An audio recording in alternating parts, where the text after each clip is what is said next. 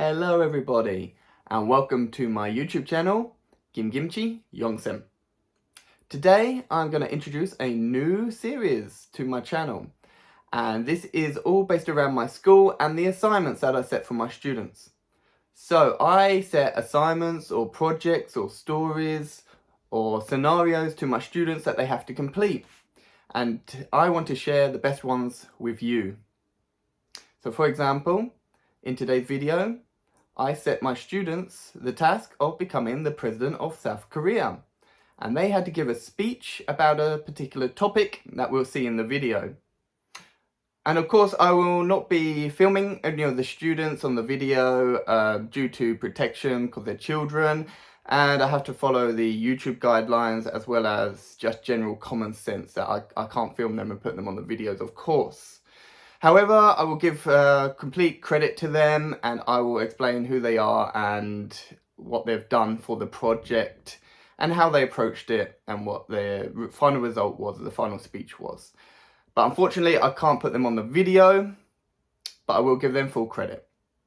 Okay, let's get into today's video. Kimchi Yongsem.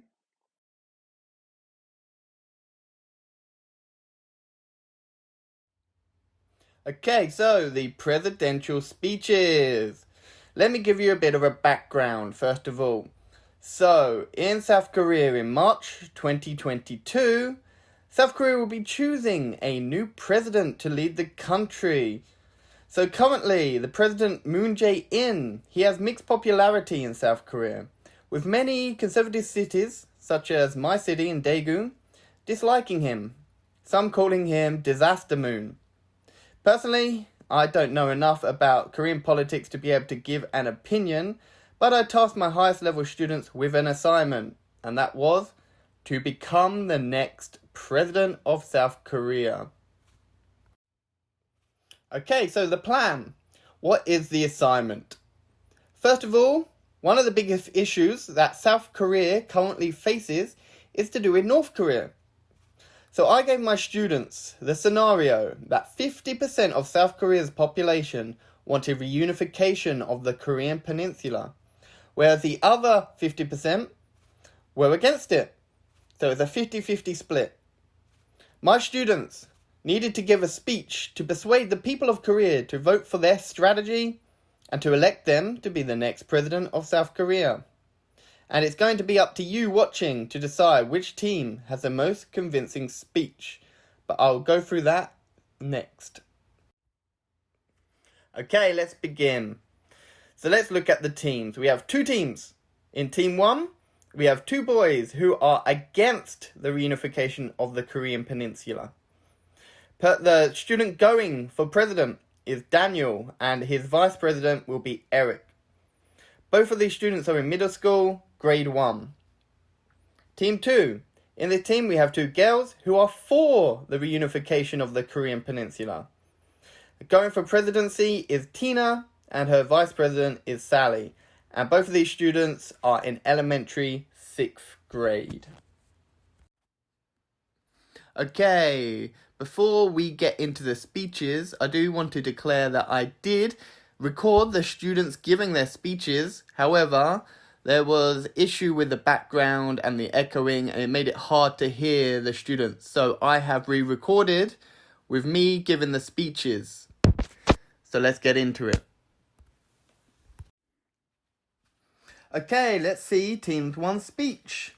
So remember, our president here is Daniel, and his vice president is Eric. And their opinion is that they are against the reunification of the Korean Peninsula. Ladies and gentlemen, I, Daniel Kim, the potential president of South Korea, I am here to say this. 50% of you want reunification, and the other 50% don't. But from now on, I promise you, you will not want this. It's been almost 70 years since us and our friends were divided into two nations. During that 70 years, many things have changed, culturally, also economically.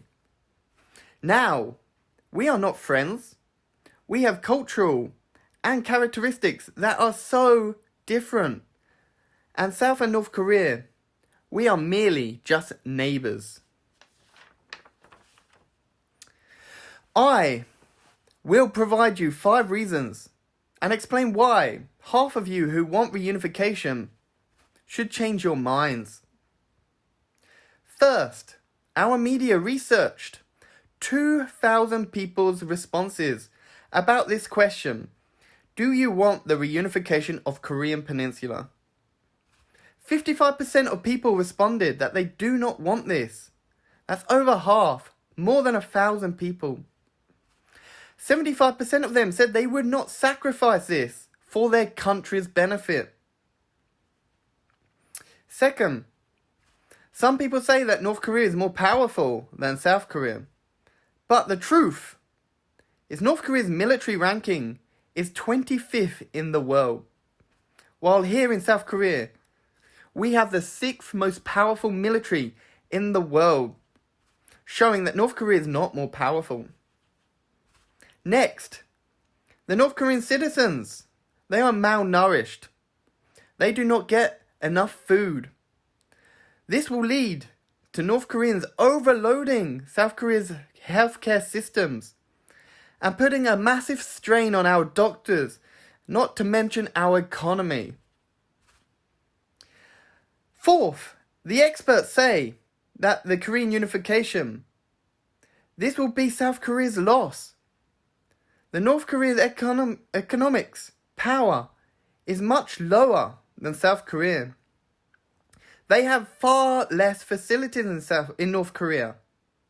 So we're going to need a bigger budget to support this. As a result, you, the South Korean people, will have to pay more taxes. And my last point, in the case of Germany, when they had reunification between East Germany and West Germany, they felt social and psychological side effects. Because of these difficulties in adapting on the Western Germany government. Also, the rates of employment in Germany doubled both in the East and the West. And that lasted for not just a few decades, that is still lasting today. According to the polls and statistics, opinions towards reunification for Germany were changed into negative from positive. So finally, please vote for me as president. I will prevent ways that will ruin South Korea. I'm not sure that I would be the best president, but I am 100% sure that South Korea is and will remain the best country in the world if we do not have reunification. Thank you. Okay, our second speech. Team number 2. The president candidate is Tina, the vice president is Sally, and their opinion is for the reunification of South Korea. My fellow Koreans, I will be the president responsible for the future of the Korean Peninsula. I will tell you all the reasons why I want unification so much and my plans for the future of a unified Korea. First of all, both Koreans will benefit in economic reasons. We can be more powerful for combining North Korea's resources and South Korea's technology. We can be more powerful by selling these high-quality products to other countries. And we can open the Asian highway and go to Europe by train or car. Next, we can use the defense spending to improve the country.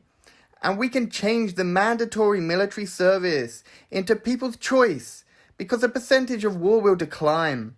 This can help people get rid of their worries about the war. In addition, reunification will make your life better. There'll be no more war, so people won't be nervous or anxious anymore.